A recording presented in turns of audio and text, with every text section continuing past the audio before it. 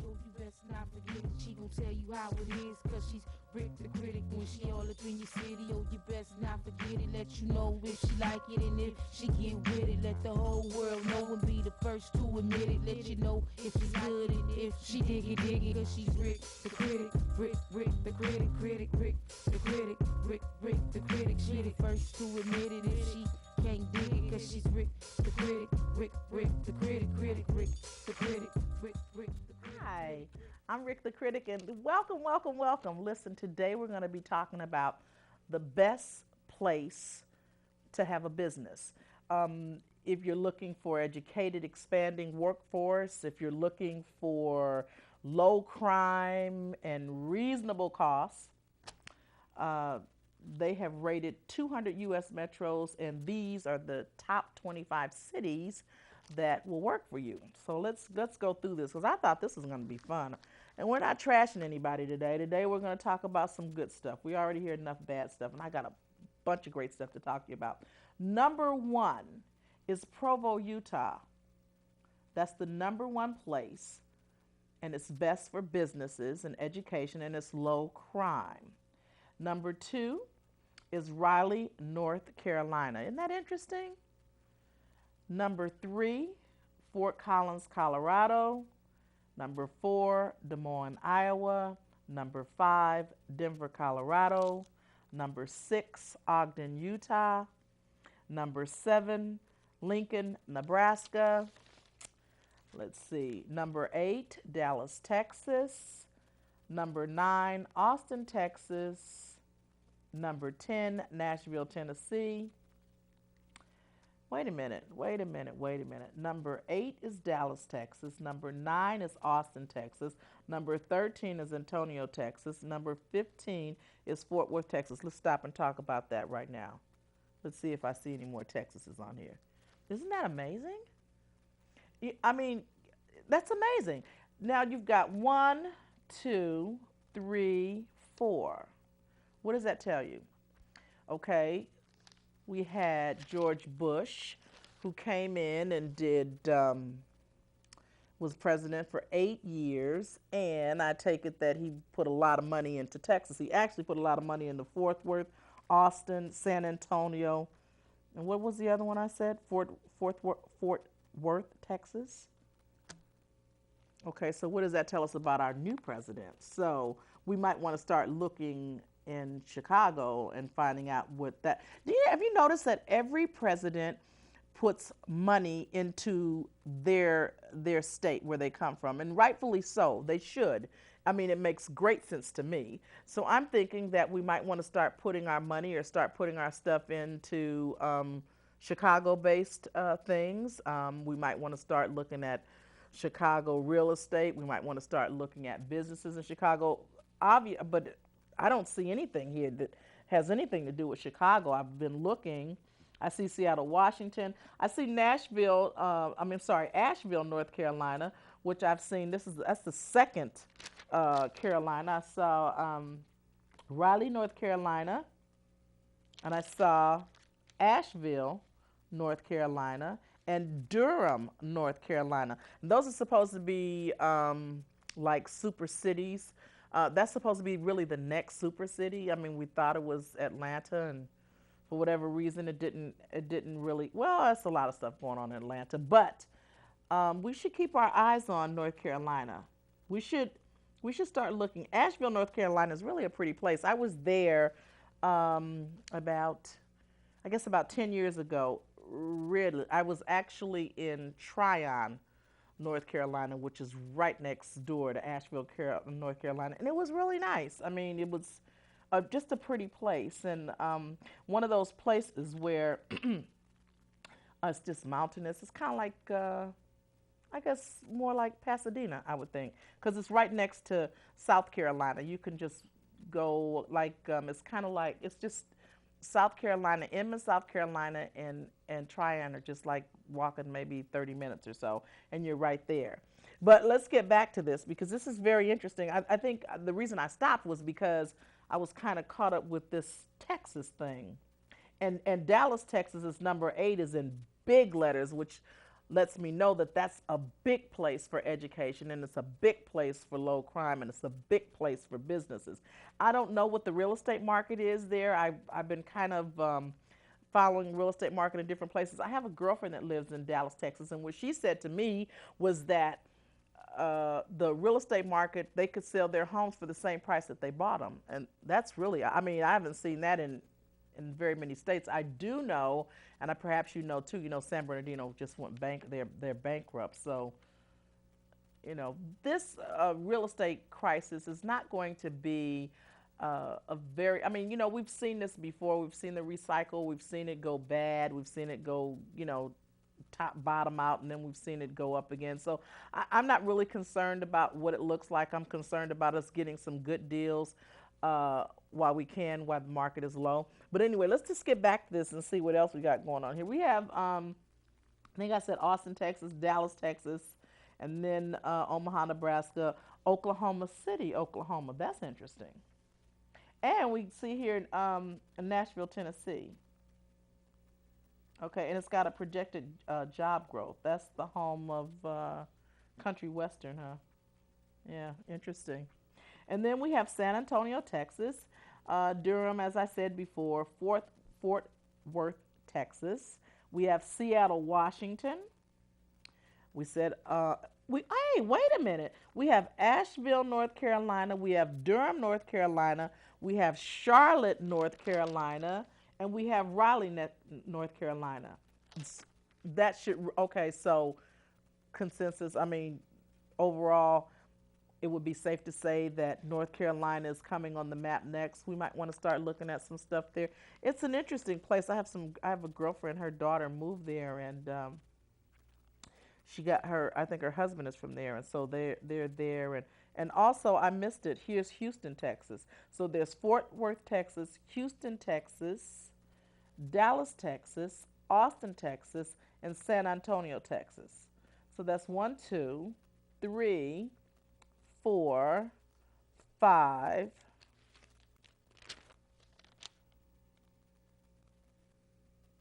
Yeah, 5. 5 places, 5 cities in Texas that are booming and have low crime and reasonable cost. Reasonable cost. So that means reasonable cost of living. That's very interesting. So we do know that Bush dumped a lot of money into Texas, as he should. If I was president, I'd dump a lot of money into California. So Dallas, Texas is one of the places that we want to look at. We want to keep our eyes on Austin, Texas. We want to keep our eyes on San Antonio, Texas. We want to keep our eyes on Fort Worth, Texas, and we want to keep our eyes on Houston, Texas. Now these are major cities. I mean, major cities. And here's something a little interesting: Fayetteville, Arkansas. I think that's the home of the Walmart guy. Yeah, the Walmart guy. Atlanta, Georgia is like number 21, so that's not really Columbus, Ohio. That's interesting. Uh, oh, and San Francisco, California. So we did make it on the map. San Francisco. Now I'm confused because San Francisco clearly is not low cost. Did they said low cost? Okay, let me put my glasses on where I can see for sure. They said if you're looking for educated, expanding workforce, low crime, and reasonable costs. And somehow San Francisco got in there. I wonder how that happened. Anyway, so we've got Atlanta, Georgia, we've got Minneapolis, and we've got Columbus, Ohio. That's interesting. And last on the 25, the number 25 is Cambridge, Massachusetts. That's very interesting. I think we should focus on. Texas. I think we should focus on. And they say the population. Okay, it's 4 million there. Okay, guys. Those are the 25 best place for businesses. What can I say? San Francisco. So let's just eliminate the low crime and the reasonable cost, and let's just stick with the best place for businesses. Period. So that would mean that Texas has some things in there that are very, there's some attractive things in there that if you were in any kind of business or you wanted to expand your business, that would be a place that you would start looking at. You'd start looking at those places in Texas. And good for you. And here's the bottom five. The bottom five is Stockton, California. That's 196 out of the 200. I told you it was 200 that they surveyed and went through. So number 196 is Stockton, California. Number 197 is Flint Ridge, Michigan. 198 is Atlantic City in New Jersey. 199 is Merced, California. And number 200 is Modesto, California. So California is the bottom five. These are heavy job losses, crime, and plunging home prices. So now let's just turn this into a positive, guys. If they're talking about Modesto, California, Merced, California, and Stockton, California, let's just think about that for a minute. If we're talking about those are plunging prices, and we're talking about real estate. So we know that California has the best weather in all of the United States. That's why people come here. People come to California because we have probably maybe out of 365 days, we probably have 350 days of great, great weather. Very little rain, and you can sell and buy anything here. I mean, people come from all over the world to come to California. So now they mainly come to Los Angeles, they come to San Francisco. That's a high-end area, San Francisco, but California. So if we focus, us Californians, if we begin to focus on Modesto, Merced, I've been to Merced before, and I've been to Modesto, and I've been to Stockton. I think I would kind of, Stockton, I think I would kind of like Stockton, I'm thinking, because it's closer, it's up north.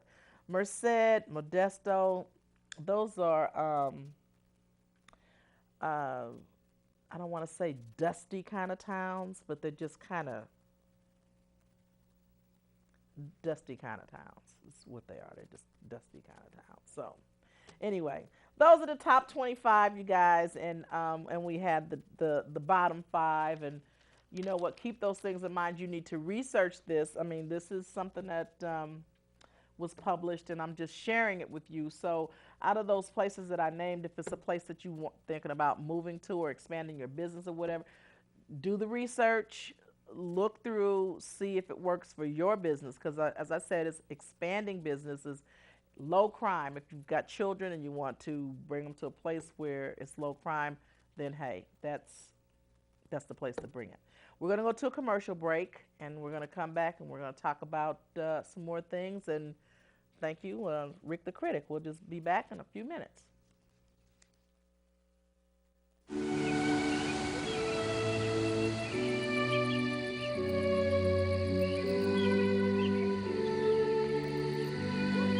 Hello, little prince.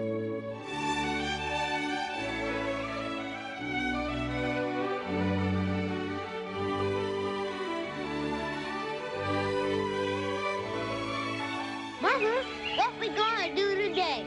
Only you can prevent wildfires. And we're back. And if you just missed it or you went out and you're just coming back, we were talking about the 25 best cities to live in if you are thinking about expanding your business. If you're here in California and you want to, well, actually, San Francisco was one of the cities named in the top 25. But if you're thinking about expanding your business, or you want to go to a place where there's low crime and low cost, these are the places. You want to expand your business. Those places that I just named off are, in case you missed it, when you see it, you'll get it again, and you'll see it the rest of the week. But yeah, those are the places, and I gave you 5 places that kind of bottom out, and 3 of them were in California. Just awesome. I mean, it was like, but you do know, like I think I said earlier, that San Bernardino is bankrupt, which means that And let me tell you something about San Bernardino. San Bernardino is a funny kind of place. I mean, it's the largest country. I mean, largest county in California, and it might even be the largest county in the United States. I don't know. I know it goes Arizona, and I think Las Vegas too. But I know it's the largest county in California. But San Bernardino has some. I mean, there's Palm Springs. I love Palm Springs. Is Palm Springs Riverside, or is it San Bernardino? You don't know. Okay. Anyway, San Bernardino. There's Loma Linda. There's Redlands. Um, just yeah, and I think when you get towards after you pass Yucaipa, I think that's Riverside County. It might be, but anyway, San Bernardino County is pretty massive, and so you've got Victorville, Apple Valley, and all those places. So when they talk about bankrupt San Bernardino, if you go to San Bernardino and you go up Waterman, which is a main street, you go up Waterman and you get to like 40th Street. When you get above 40th, and I don't mean just keep going till you get up into Arrowhead, Big Bear, Running Springs, because if you stay on it, you'll run up into those areas, up into the Mountain Crestford. But when you get to 40th and you start to go east of Waterman, all up east on the east of Waterman, they have some really, really nice homes there. I mean, maybe here they would be maybe 300,000. I think there they might be 100, but they've got some really, really nice homes. They've got some little mountain tops above 40th that have some really nice homes, and then on the lower part, when you get above Highland, between Highland and between 40th, you've got some really nice homes in a nice area there. They have some not mansion style type, plantation type homes there that are really, really nice. So San Bernardino might be a place, viewers, that we might start kind of looking at. It's a downtrodden place, but there's some potential there, and I think that with the right money behind it, I think that it could be a nice place. But if you're looking for something, that would be the place that I would suggest. I mean, because it's low, and I'm thinking this thing is not going to last forever. It's going to do like it always does. I mean, when I first moved here to Pasadena, everybody was gone. It was just almost, it wasn't a dead town, but it was not the town that you see today. And that was in the 70s, like 1974, 73. And so it was not flourishing as it looks today. It was just this, I mean, a lot of boarded up houses, a lot of grass. I mean, it was just really, and now you see it today. So so this real estate does that kind of turnaround thing. You'll see one thing, I mean, it just goes up, it goes down, it goes up and down. When I came to Pasadena in the 70s, houses were like $18,000, $23,000. I can remember looking at a house and the lady wanted $23,000. It had 4 bedrooms, it had a swimming pool, a couple of baths, and I remember thinking, wow, $23,000, that's quite a bit of money. But it wasn't. You know, that same house could go now for what, 3, whatever.